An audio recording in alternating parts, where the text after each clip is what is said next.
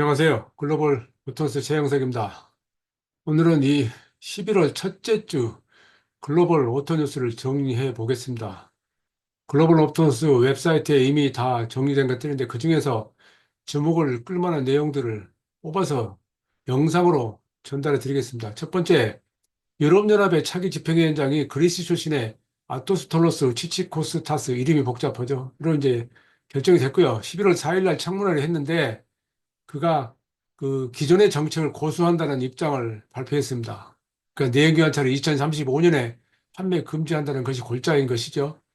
유럽연합에는 1,400만 명의 직원들이 자동산업에 근무하고 있습니다. 그만큼 영향이 크다라는 것을 의미하는데 지금 이제 유럽연합 내에서는 그 기존에 정해진 정책대로 기준대로 이산화탄소 배출 목표를 달성하지 못할 경우 연간 150억 유로의 벌금을 부과받을 수가 있어서 자동차 업체에서는 큰 압박입니다.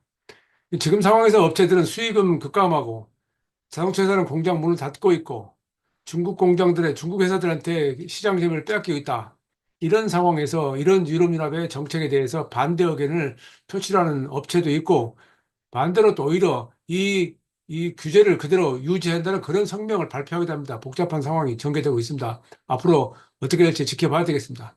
두 번째는 중국의 시에텔이 전고체 배터리 시험 병산을 개시했다고 합니다. 시에텔은 과거에는 전고체 배터리에 대해서는 그렇게 긍정적인 생각을 가지고 있지 않았습니다. 그런데 이번에 발표한 것은 20A 용량의 전고체 배터리 샘플 시험 생산 단계에 진입했다고 하는 것입니다. 이를 위해서 올해 R&D 팀에다 1,000명 이상의 인력을 추가한답니다. 황화물 기반으로 하는 것인데 이 NCM 배터리 경우 에너지 밀도가 기존 대비 40% 높은 500와트 아워 킬로그램당이요.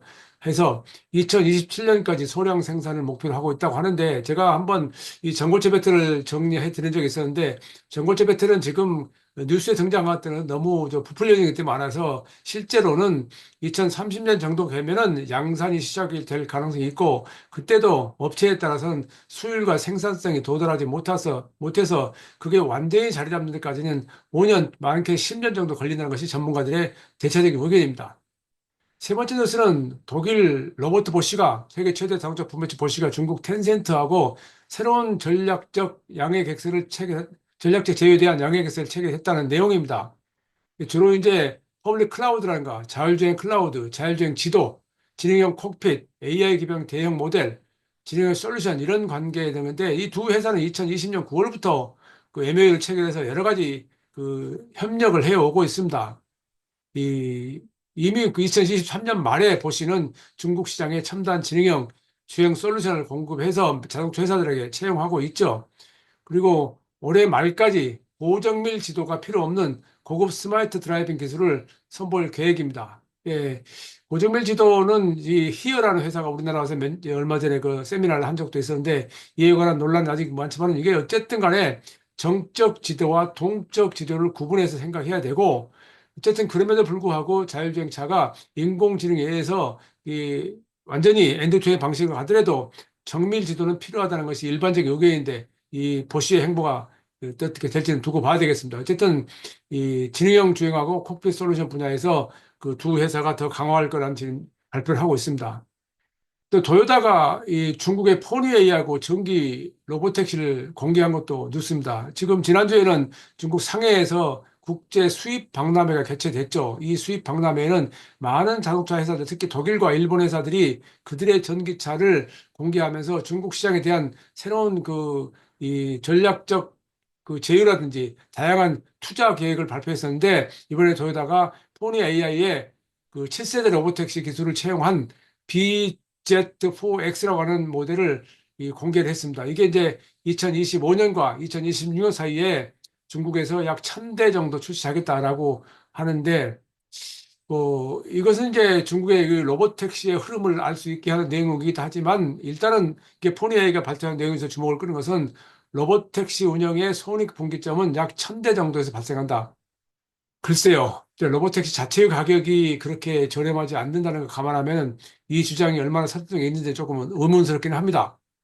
다섯 번째는 이 리프트, 토요타가 인수한 회사죠. 리프트가 그 모빌아이하고 공동으로 자율주행 그 차량을 광범위한 상용화를 개시 했다라고 발표했습니다. 리프트는 승차 공유 서비스죠. 그래서 이 기본적으로 2030년까지 모든 자동차를 전기차로 전환하는 것을 목표로 하고 있습니다. 물론 리프트가 직접 자동차를 구입하지는 않죠. 리프트에 우버 드라이버가 그렇듯이 그 사용자들이 전기차로 그 구매해서 비즈니스를 하는 사업을 하는 그런 형태로 추구하는 건데 이미 그 현대차라든가 웨이모 이런 회사가 제휴를 강화하고 있고 이 폭스바겐 그룹하고 로보택시를 개발하고 있고요. 또 포르쉐나 폴스타 등과도 협력을 하고 있습니다. 리프트는 기본적으로 연간 4천만 명 정도가 이용을 한다라는 그것을 힘으로 하고 있고요.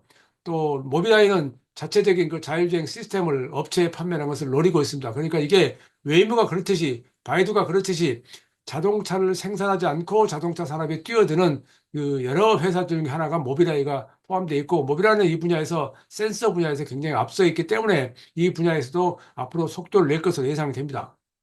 또 중국의 대표적인 그 자율주행 로보택시를 운영하고 있는 바이두도 우한에서 로보택시를 현재 400대에서 1000대로 확대한답니다. 올해 말까지. 웨이모의 로보택시가 미국에서 운행되는 300대 정도 됩니다. 얼마나 지금 중국이 그 자율주행에서 로보택시에서 상당히 빠른 속도 보이고 있냐를 보여주는 내용인데 이번 주 특징인 것은 6월 24일부터는 우한시 전체로 그러니까 일부 지역에서 했던 것을 서비스 범위를 확대했다는 것이고요. 총 주행 거리가 올해 4월 말까지 1억 킬로미터 돌파했답니다. 그리고 우한 측의 아니 바이두 측의 주장에 의하면 무인 택시 사고율이 인간이 운전하는 것보다 4분의 1 수준 낮아졌다 하는 거고 수익성도 개선됐다 하는 겁니다. 근데 바이두의 로보택시는 그 카메라만으로 하는 게 아니고요. 라이다, 레이더, 카메라, 초음파 센서 등을 제공하고 있고 뭐 웨이모처럼 6세대 시스템 적용되어 있습니다. 그리고 좀 주목을 끄는 것은 이 중국에서는 여전히 일반 도로에서는 시속 40km, 고속도로에서는 시속 70km 이상의 운행이 그렇게 속도가 제한이 되어 있습니다. 그러니까 우리가 로보택시를 이야기할 때, 자율주행 이야기할 때 그냥 막연히 그 일부 속도로 달리는 것만 가지고 평가해서는 안 된다는 것을 알고 있어야 됩니다. 그리고 이제 이 판매에 관한 데이터인데요. 토요타 자동차가 4월부터 9일까지 토요타 일본 회사들은 회계연도가 4월 1일부터 3월 말, 그 다음에 3월 말일까지 하죠. 근데 그러면 이제 올해 상반기가 4월부터 9월까지 되는데 순이익이 26%를 감소했답니다. 순 매출액은 6% 증가했는데 영업이익이 4% 줄었고 또 렉서스를 포함한 글로벌 생산도 7%가 줄었고 이는 또 4년 만에 감소라고 합니다. 중국 생산도 17%나 줄었습니다. 폭스바겐도 이 올해 영업이익이 42%를 감소했습니다. 그리고 영업이익률이 원래 목표했던 6.5%에서 2.1%밖에 안 된 상황이고요.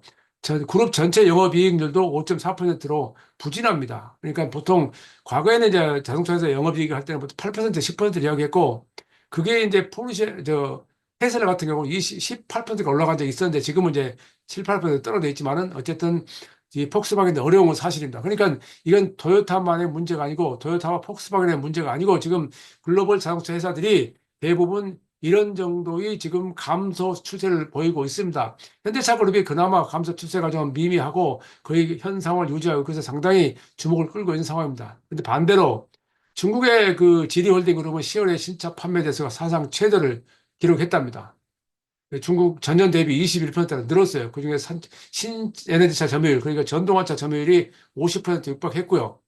9월에도 이 지리자동차는 이 신해전차 판매가 77% 증가합니다. 제가 이렇게 말씀드린 지리홀딩하고 지리자동차하고 좀 구분을 약간 해야 되는데요. 지리홀딩은 전체를 총괄하는 거고요. 지리자동차는 지리오토, 그러니까 지리오토 그룹이 있고 볼보 그룹 있죠. 이 그룹을 좀 분리해서 하는 거기 때문에 이 판매 대수에서 가끔 여러분이 지리 관련 이 판매 데이터를 습득할 때는 취득할 때는 그 차이를 알고 해야 되겠습니다. 일단 이제 지리홀딩 전체로 보면은 1월부터 10월까지 누계가 265만 대인데 작년 한 해 판매가 279만 대였습니다. 그러니까 이 정도라면 올해 물론 당연히 사상 최대를 넘어서고 300만 대를 돌파할 것으로 보입니다. 지리는 지금 BYD와 함께 전 세계 판매 대수 기준 세계 10위 내에 랭크되어 있는 중국 회사입니다. 최영석의 글로벌 인사이트 다음 시간에 뵙겠습니다. 감사합니다.